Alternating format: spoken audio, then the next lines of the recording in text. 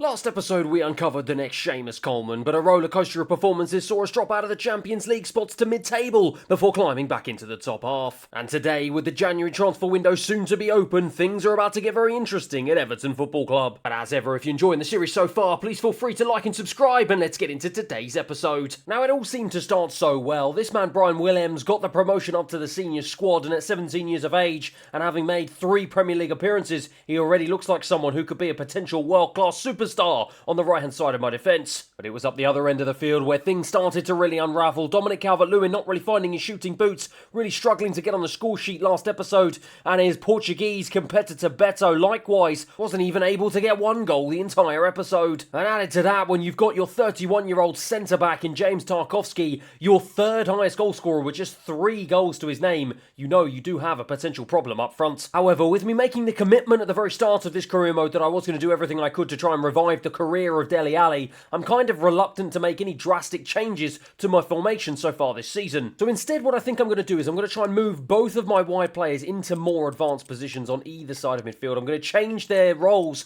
to wingers instead of midfielders, and I'm going to hopefully see whether or not that makes any major impact. I'm also going to look to see if I can set up some additional roles for some individual players on my team, starting with Dele Alli. I don't want balanced crossing runs. I want him getting in the box for every single opportunity, and I want him to have the freedom to be able to roam around the pitch whenever he sees fit. Plus, based on the fact that we've got my tactical vision set up as wing play, I really don't think that we're getting enough players in the box, considering the amount of width we've got. So I'm going to shunt this one up a little bit further, right the way up to the top, and hopefully we can pile in as many players as we possibly can and try and take advantage of some of the crosses that we're putting in for this man Dominic Calvert-Lewin. And we're going to see straight away if any of these tactical tweaks can make an immediate impact as we head over to the Tottenham Hotspur Stadium to face off against the high-flying Tottenham Hotspur. And speaking of impact, Dele Alli is going to have his first opportunity to return to the club where he made his name, as he starts, of course, behind Dominic Calvert-Lewin. As for the rest of the team, only one major change, and that is Williams coming in at right back in place of Patterson,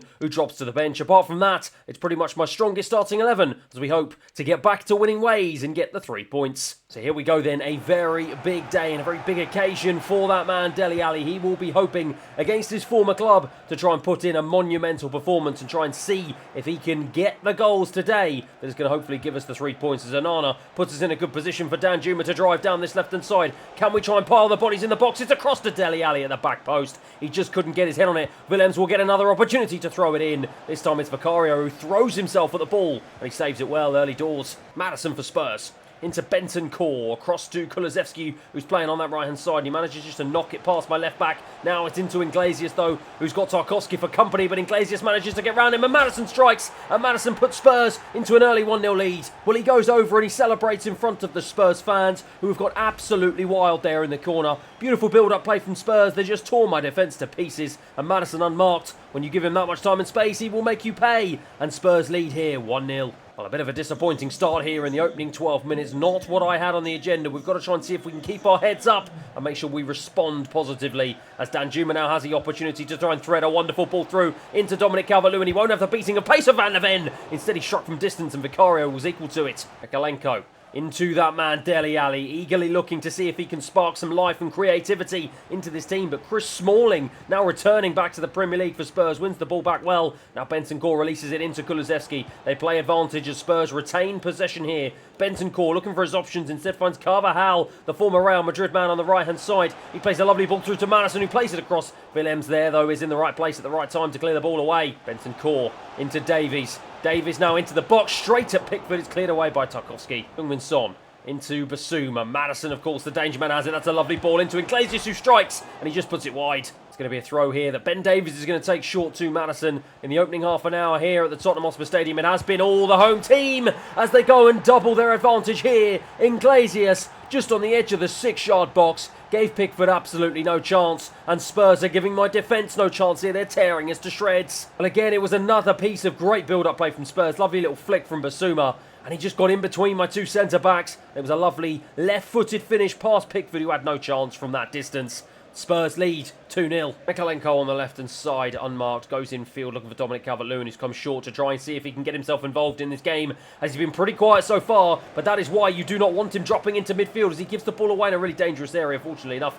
Mykolenko comes across. They almost made us pay again there, and we give it away in a really cheap and dangerous position again. This time it's Willems in the right place at the right time. Seriously, this man, for the fact that he's only 17 years of age, is really showing maturity beyond his years, and he's released Bakayoko now, who can try and drive into space here, and he finds a lovely ball into Dominic Calvert-Lewin, who's through on goal here. Dominic Calvert-Lewin gets us back in the game. A brilliant, incisive counter-attack, and it all started from a fabulous interception from the 17-year-old. Bakayoko, though, was the man who dribbled through two Spurs players and laid it on a plate for Dominic Calvert-Lewin. Spurs playing that high line, we were able to take advantage, and the Englishman gives us a lifeline back into this game. It's 2-1. Well, a big 45 minutes played and another big 45 minutes to come. We managed to resurrect what looked like a pretty dire position we found ourselves in the opening 30 minutes here, but it is all to play for in the next 45, as we're going to try and see if we can level the scores here at the Tottenham Hotspur Stadium, as Bakayoko brings the ball forward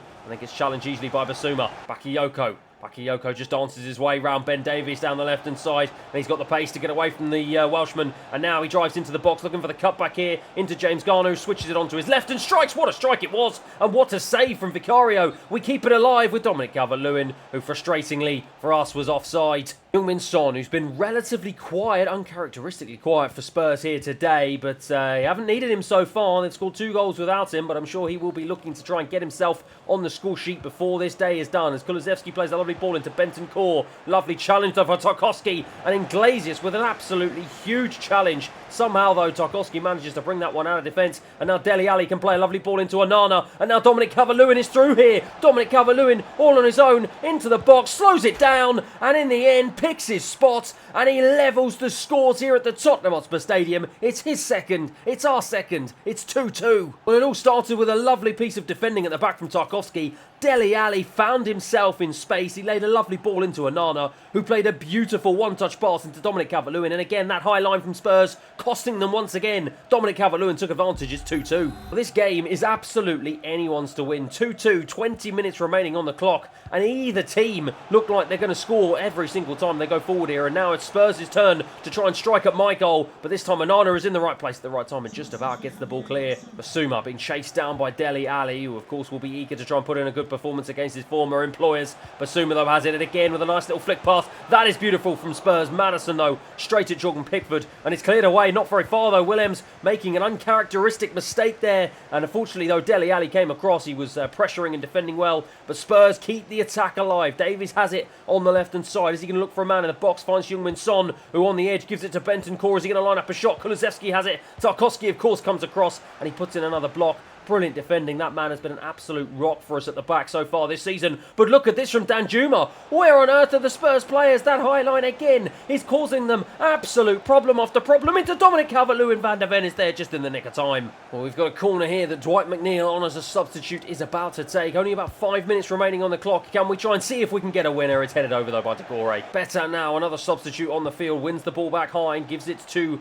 Patterson. He turns around the corner, gives it to James Garner. If either team is going to score here, it is going to be Everton. Garner throws it into the box, looking for McNeil at the back post. It's headed away. Onana will win the header. It's only out as far as Pedro Porro as the referee blows for full time. Well, my word, what an end-to-end finish here at the Tottenham Hotspur Stadium. I thought the game was lost when we went 2-0 down, but we showed resiliency, we showed fantastic character, and we showed a brilliant performance, especially at the back end of the first half and the second, to draw level here at the Tottenham Hotspur Stadium. As it finishes here, Spurs 2, Everton 2. Well, clearly those tactical tweaks are working wonders for this man, Dominic Calvert-Lewin, as it's the first time this season he scored more than 1 goal in a game. However, just when I was looking at my team, thinking about where I could possibly improve looking ahead to the January transfer window, I get a note in my inbox from the chief executive of the club reminding me that Dele Alli only has about 6 months left on his contract. Now, the 27-year-old Englishman has featured for me 15 times so far in the Premier League, contributing 3 goals and 3 assists.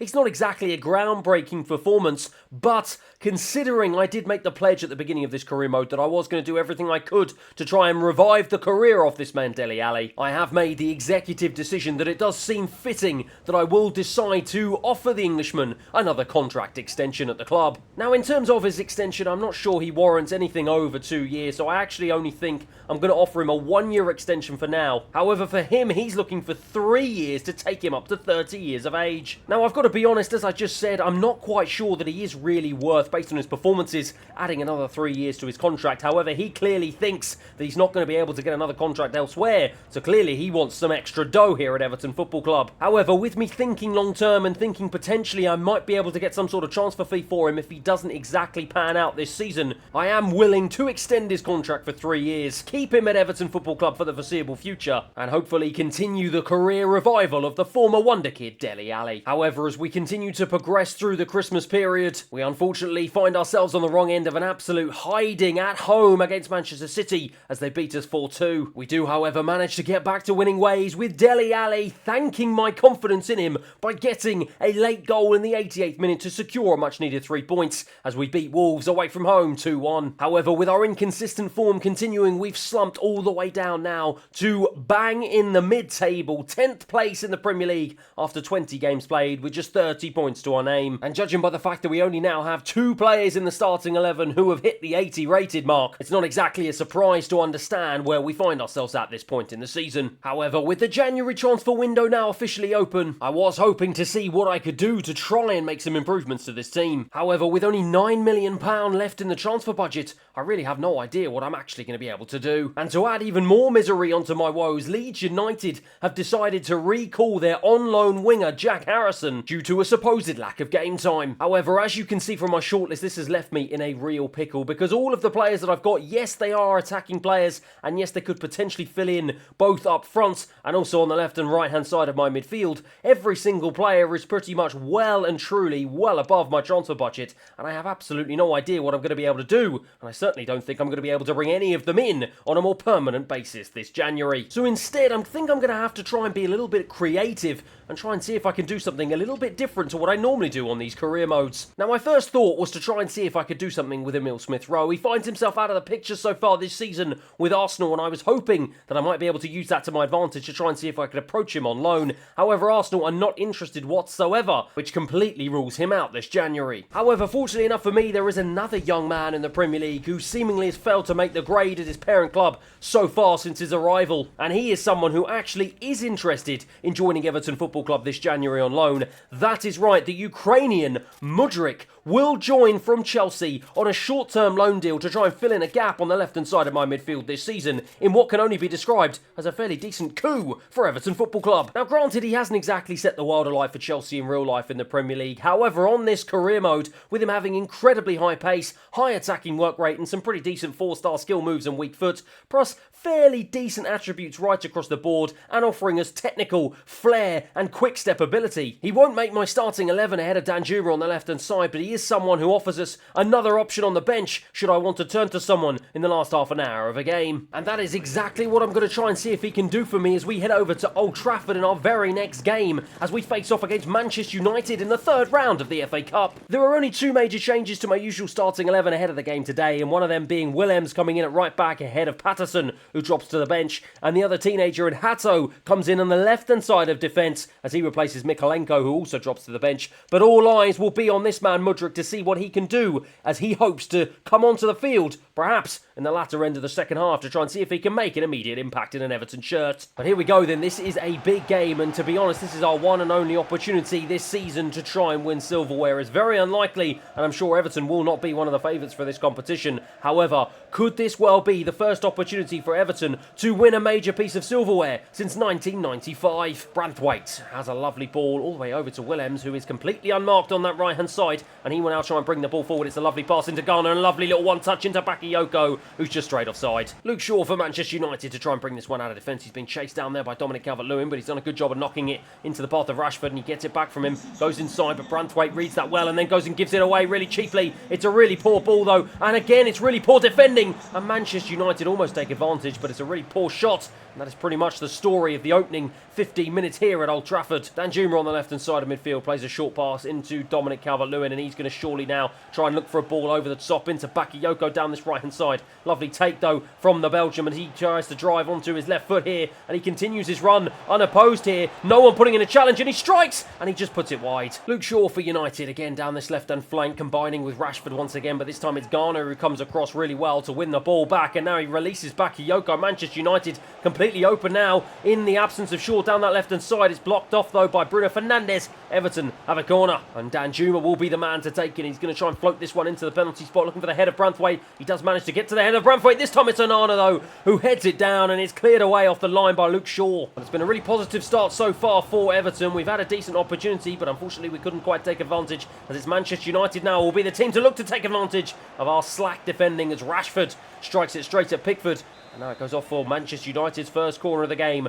31 minutes here, and they take it short. Need a team able to break the deadlock. Garner, though, wins it back, loses it just as quickly to Anthony. Bruno Fernandes across into Shatire. He's looking for options, finds Anthony again. He finds Marcus Rashford, who is lining up a shot, who does line up a shot, and Pickford's equal to it. Second corner of the game, though, for Manchester United. They're now starting to turn up their heat here as Anthony drives into the box again, looks for Rashford. It's cleared away, though. Dele Alli into the path of Dominic Calvert-Lewin. He tried to make it into, I think it was Onana, but couldn't quite reach him. And now Shatire has an opportunity to try and strike back into Dallo, who strikes Tarkowski again, though. The man, the myth, the mountain, the legend comes across once again to put in a wonderful challenge, but Onana can't put one in on Shatire. Bruno Fernandes into Rashford. We are living life on the edge here. It's cleared away, though. Hato not very far, and in the end it goes wide from Rashford into Dele Alli at the beginning of this second half. I'm going to try and see if I can float a ball over the top of the defence into the path of James Garner. What a ball from the Englishman, and James Garner has an option of Dominic Calvert-Lewin in the box, and he makes a bit of a hash of that one and strikes it straight at Onana. It's easy in the end for the goalkeeper. Marcus Rashford down this left-hand side tries to go past Tarkowski. Good covering, though, from the Englishman. Now it's enough for Willems to get back, and he puts in a crunching challenge once again, does the Belgian. Into Bruno Fernandes. He turns nicely into Amrabat on as a substitute. Mason Mount tried to get away from Onana, couldn't,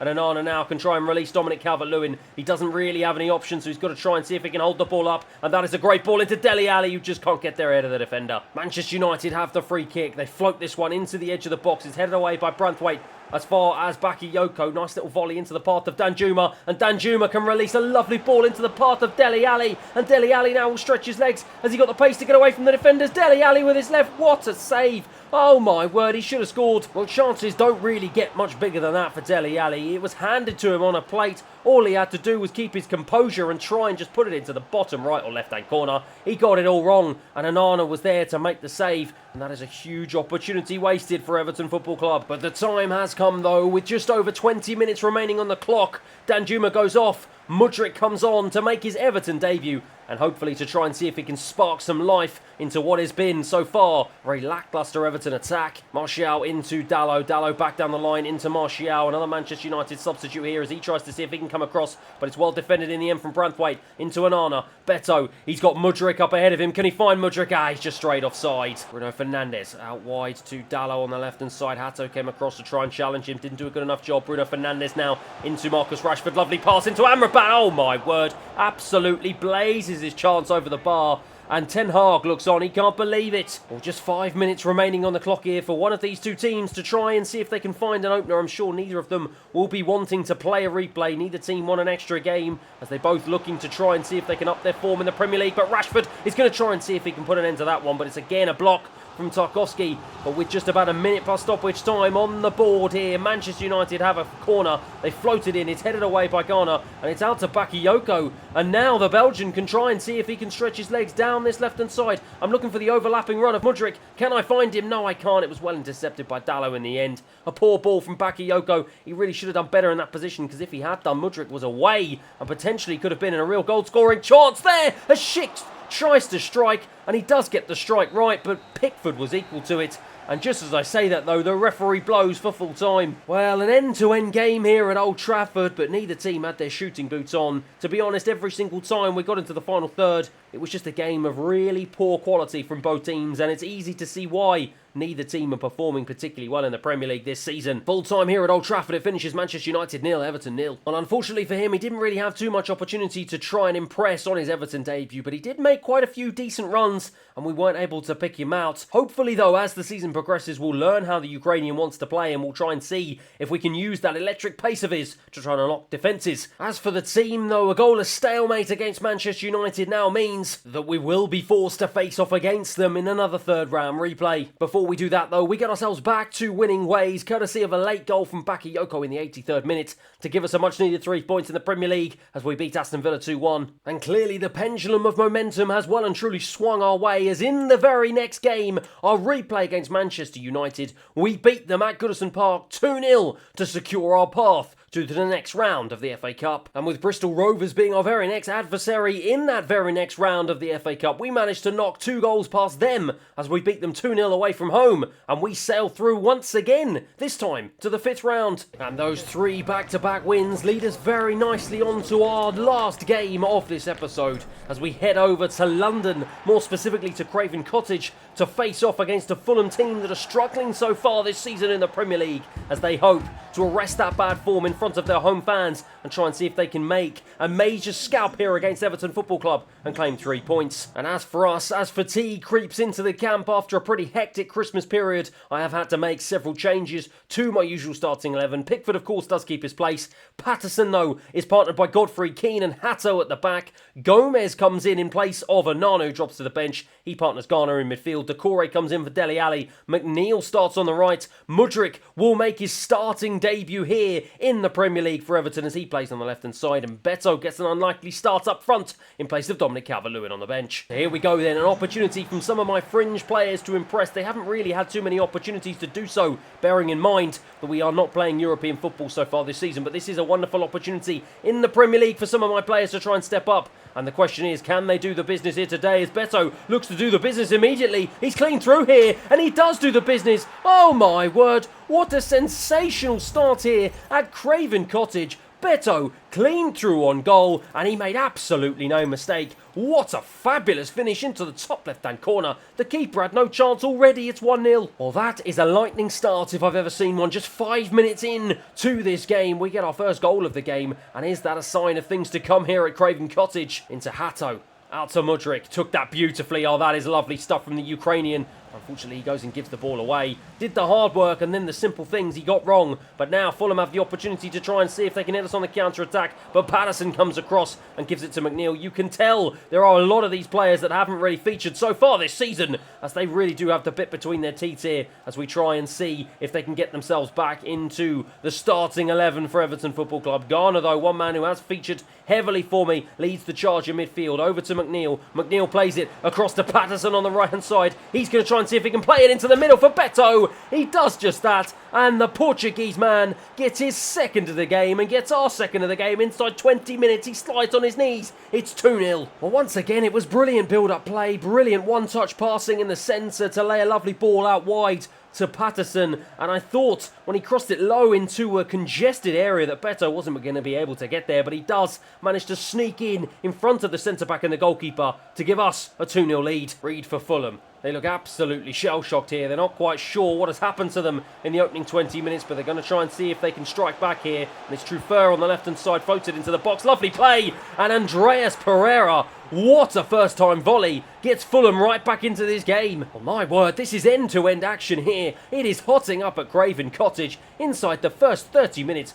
What a goal that is. I thought Beto's 2 goals were brilliant, but that is the pick of the lot. A first-time volley after a wonderful little dink ball in, and Pickford, could he have done better? I'm not quite sure, but either way, he is delighted. Fulham back in the game 2-1. Mudryk on the left-hand side. He's been fairly quiet so far. He's going to try and see if he can get himself into this game and get himself involved. But Patterson, one man who has been heavily involved, plays a ball into Garner. Garner's going to look over the top and instead gets blocked off. And in the end, Truffert wins it back. And Fulham now are in the ascendancy. They've got their tails up here. It's a good response from the London club. But they've lost it there in a really dangerous position. And McNeil plays it into Patterson. The overlap has been on all day for that young man. Can he try and pick his pass there into Beto, who gets his shot all wrong? Well, look at this. Fulham have got a free kick in a very dangerous position right on the stroke of half-time. And it's Willian who's going to step up to take. and that is an absolute thunderbolt. 2-0 down inside the opening 20 minutes, and they have responded with aplomb. 2 goals in 20 minutes for themselves at the back end of this second half, and Willian potentially with the pick of the lot. Look at this for a free kick right over the wall into the top left-hand corner. Pickford had absolutely no chance this time, and Fulham have undone all the hard work that we put in the opening 20 minutes. They get themselves back into the game. It's 2-2. Well, my word, that was an absolutely breathless first half of football. 4 goals, 2 for each team, and every single time both teams looked like they were going to go forward. They looked like they were going to score, but we've got to hope to try and see if we can start this second half as we started the first. But at the moment, it's Fulham who have possession, and they really have the confidence after getting those 2 late goals. But Ben Godfrey on the ball back, and then frustratingly gave away a free kick in a very dangerous position. Willian's already scored once from this angle. Will he do it again here? This time he does try to strike, but it's blocked off by the wall, and it's a Fulham corner. And it's one it looks like they're going to try and take short here. They do take it short. It is the danger man Willian who throws it into the box. Headed away by Ben Godfrey, only out as far as Reed. He takes it really nicely and takes it round by defenders. Willian throws it back in. Evanson, what a save from Pickford. Pereira will take the resulting corner. This is all Fulham here at the start of this second half. We seem to have just lost our heads and lost the momentum. Perhaps the good start went to our heads. And that, speaking of heads, was a very good one from Patterson to get the ball clear. Only out as far as Beto, who's been the best man on the pitch for us so far. But he goes and runs that one out of play. Look at the speed and the intensity of that throw. Fulham are well and truly in the ascendancy. They sense blood here, and they sense they can get a great opportunity. And it's a big opportunity, but it's one that Pickford is equal to. Well, my word, we are just holding on here at the start of this second half for dear life. We've just got to try and see if we can keep things tight and try and see if we can wrestle back some momentum in this game. It is all Fulham, and once again it's thrown back in. It's headed away though this time by Keane, only out as far as Palhinha. Can we now try and see if we can hit them on the counter-attack? But we have absolutely no one up here. Decore is doing the hard work to try and go down this right-hand side, and this is a brilliant piece of play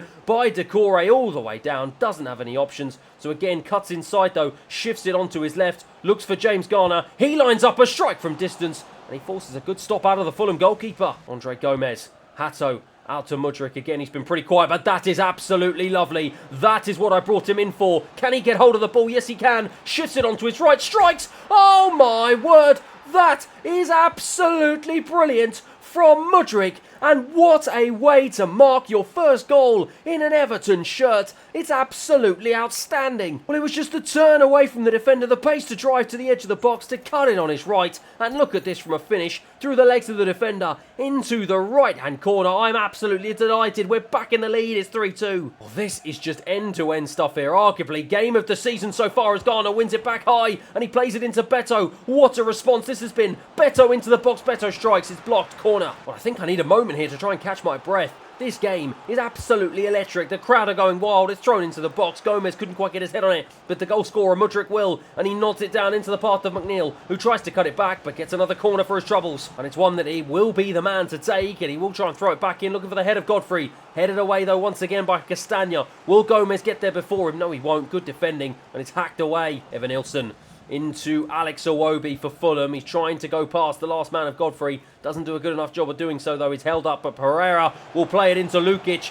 Keane, though, comes across. Bit of mixed wires between two of my players. But now we can try and release Mudryk again down the left-hand side. And look at the pace the Ukrainian has. He's leaving the Fulham players for dead here. Unbelievable stuff here. Can he try and play it across the box? He does. The cross is not good enough, though. Beto couldn't get on the end of it, and the goalkeeper manages to get there first. Andreas Pereira, only a matter of minutes and moments remaining in this game. Mudryk has another opportunity now to burst down this left-hand side. Is he going to try and see if he can play it into the box? No, I'm just going to take it to the corner flag, but instead he does the dummy, and he brings it onto his right. This man is full of confidence. Oh, my word, I thought he was going to go all the way again, but he got his shot all wrong as the referee blows for full time. Oh, my word, look at the celebrations from the Everton players. They know what a sigh of relief it was to get the 3 points there. We thought we'd thrown it away, having gone 2-0 up. But fortunately, a second-half goal for Mudryk seals a 3-2 victory here at Craven Cottage. And this man did exactly what I was hoping he was going to do. Stretch defences and try and see if he could pop up with an assist or a goal. Fortunately enough for me, this time it was a goal. And it was enough to seal the 3 points. And seal another victory for Everton Football Club that hauls us up to 8th place in the Premier League.